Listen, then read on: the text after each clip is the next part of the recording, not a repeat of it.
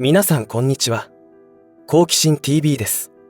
今回の動画は、給料が上がらない中で物価高に苦しめられている国民の現状をクレジットカードの利用状況から推察していきたいと思います。この動画を作成しようと思ったのは、アメリカの経済状況がひどいことになっているという報道をきっかけに深掘りしていく中で、韓国が置かれている状況を確認して驚き、日本の状況を調べてさらに驚いたという経緯があります。日本は G7 の中で最も経済成長がしていない国であり、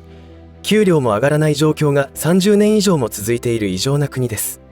にもかかわらず物価高は収束する気配もなく加速すらしています。ただ9月から電気料金、ガス料金の値下げが発表されたので久々の朗報ですが、政府の補助金が切れるのと同時期なので、今より楽になるという感覚は持てないのではないかと思います。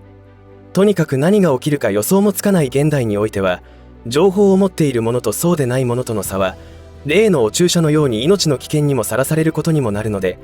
あらゆる情報を集めておく、そしてそこから考える習慣を身につけていきたいものです。今回発信させていただく情報がご視聴の皆様のお役に立てればと思います。ぜひ最後までご視聴ください。このチャンネルでは、自分や家族の身を守るためにできることや、日本人がこれ以上騙されることがないようにするための情報を発信しています。チャンネル登録がお済みでない方はぜひチャンネル登録をお願いします。さて、今回は世界中で起きている傾向と言っても良いと思うのですが、クレジットカードの使用頻度の増加と、いわゆるリボ払いというシステムによる返済不能者が増加中という情報をシェアしていこうと思います。アメリカでは物価高の中、2022年の第4四半期にはクレジットカードの利用残高が過去最高の日本円で約132兆円に膨れ上がりました。そして同時に延滞率も上昇し、流行り病蔓延前の状況を上回り、90日以上の延滞がクレジットカード債務の約 4% を占めており、金額にすると5兆円強にもなっています。アメリカでは流行り病の対策で国から3回ほどの補助金が支給されており、それによって一時期クレジットカードの債務が減った時があったのですが、今また増加傾向にあるといいます。今現在のアメリカは異常なまでのインフレが続いていて、給料は上がったものの、それ以上に食品からガソリンに至るまであらゆるものが値上がりしていますし、連邦準備制度の一連の利上げを受けて、クレジットカード金利は 20% 近くに上昇しているといいます。日本のクレジットカードのリボ払いの金利が 18% で高いと言われているのに、それ以上ですから相当きついと思います。今アメリカ国民はクレジットカードの利用残高によって窮地に追い込まれており、46% の人たちが過剰債務の問題を抱えることになっているといいます。この傾向は韓国でも同様で、リボ払いの金利上昇によって延滞者が増加している状況に対し、韓国の金融当局もカード業界に損失吸収能力を強化するよう強く求めています。延滞率は 1% 強なのですが、それでも国内経済を揺るがす可能性があるほどの債務金額となっているということです。一方で日本はどうでしょうか。日本での状況は日本クレジット協会のデータによると、2022年のクレジットカード利用金額は前年比でなんと 16% も増加しており、さらに2月以上の支払いが、これはローンやリボ払いのことですが、前年比で 7.6% の増加になっています。これらの動きはアメリカと同じで、物価高による負担増しからローンやリボ払いの選択をしている利用者が増えていることを意味していると言えそうです。このテーマについては過去の動画でも触れましたが、リボ払いの利子というのはかなり高く、支払い金額に占める利子の多さは法律の範囲内とはいえ、元金がなかなか減らない仕組みになっています。普通にクレジットカードを利用している中で、リボ払いの利用の広告が入ったり、キャンペーンがあったりしてつい利用してしまうというのがよくあるパターンのようです。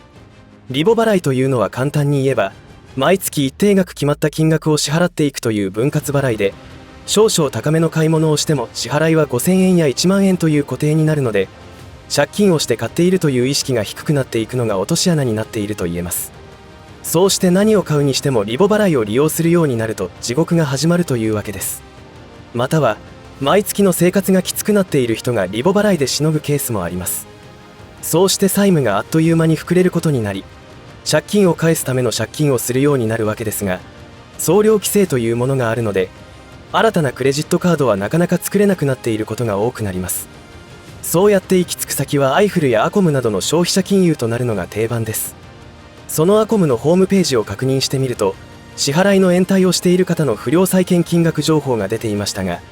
金額にして669億円、不良債権比率はなんと 8.25% でした。先ほど話したアメリカでは 4% だったことを考えると異常な高さになります。ちなみにクレジットカードの延滞情報はどうなっているかというと、それらの情報は経済産業省のホームページに出ておりまして、そこに出ているクレジットカードの延滞率というのは、その定義が非常に理解しづらくなっておりますが、令和4年度発表のデータをそのまま引用すると、平均延滞率は 2.73%、上限延滞率が 6.42% となっています。上限延滞率というのは、特に延滞率の悪い 5% の業者を除いた中での特に高い延滞率の3年平均値というものらしいのですが、特に延滞率の高い業者のデータを除いたにもかかわらず、6.42% というのは実際はもっと悪いのではないかと思われます。こうしてデータで見ていくと、アメリカ国民の債務の大きさが問題視されていますが、日本もなかなか危険水域に達しているのではないでしょうか。アメリカのように日本でも利上げがされた場合は、住宅ローンだけでなくリボ払いや消費者金融の利子も上がるわけで、ますます危険になると思います。直近の報道では、大手銀行は住宅ローンの利上げはしないと発表していたので一瞬ホッとするわけですが、世界の潮流を考えるといつまで低金利のままいけるか分かりませんよね。ちなみにアコムやアイフルの支払いが終わらない理由はこの支払いシミュレーションを見ると分かると思います。消費者金融での金利は元利定額残高スライドリボルビング方式といいまして、借入50万円、金利 18%、月々1万3000円を58回払いで設定した支払いのシミュレーションがこのようになります。毎月1万3000円支払うわけですが、その内訳がえぐいです。初回の支払いを見ると元本5500円で金利手数料が7500円です。これでは減っていかないですよね。結局50万円借りて支払う金利は25万円という驚きの結果です。お金に困り出すとどんどん地獄になっていくという典型的な話になります。当初はクレジットカードでの支払いが始まり、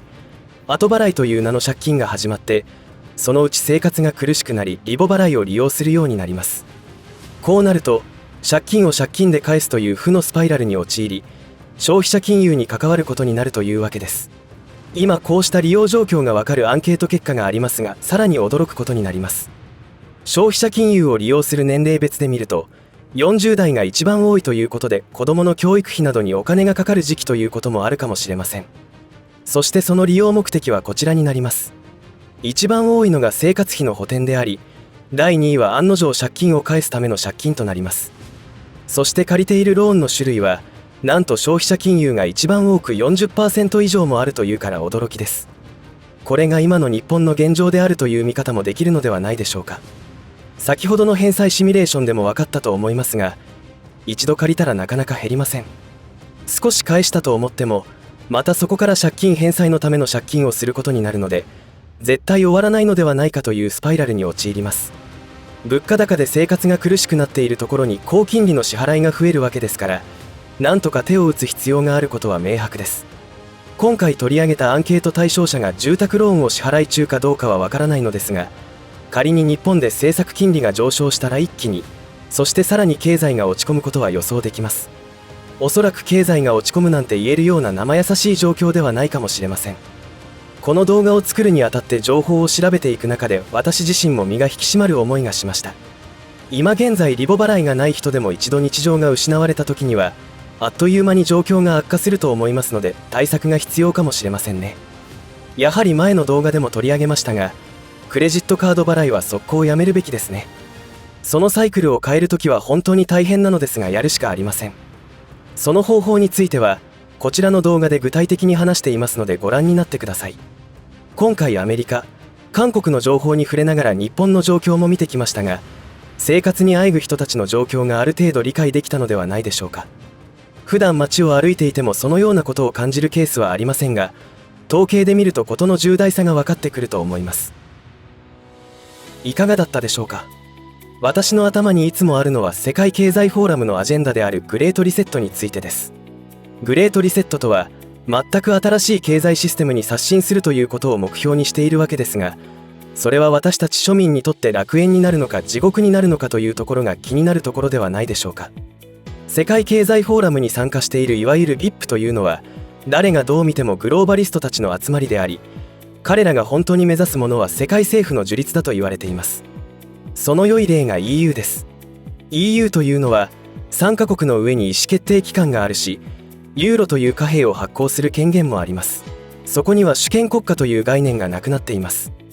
それを世界全体で実現しようとしているのが世界経済フォーラムというわけです。この機関というのは前の動画でも触れましたが、一経済学者のシュワブ氏が創設した施設機関であり、それらを構成するキーマンたちは民主主義で選出された人たちではないのです。であるにもかかわらず、現在ではまるで世界政府のような振る舞いをしています。日本政府もそれにしっかり追随した政策を打っていますので、何かあったら政府が助けてくれるという甘い考えは捨てて現実と向き合うことが大切になってくると思います。グレートリセットとは庶民にとって破滅を意味すると私は認識していますので、これからもストレステストのような状況が多々起きてくると考えていますが、共に情報をシェアしながら試練を乗り越えていきましょう。私も頑張って情報を発信していこうと思います。最後までお付き合いありがとうございました。以上で今回の話は終わりとしますが、皆さんの応援が次の動画作成の力になりますので、いいねボタン、チャンネル登録、通知設定をオンにしていただけると嬉しいです。また、コメント欄へのご意見、ご感想の書き込みもいただけたら励みになります。最後までご視聴ありがとうございました。好奇心 TV でした。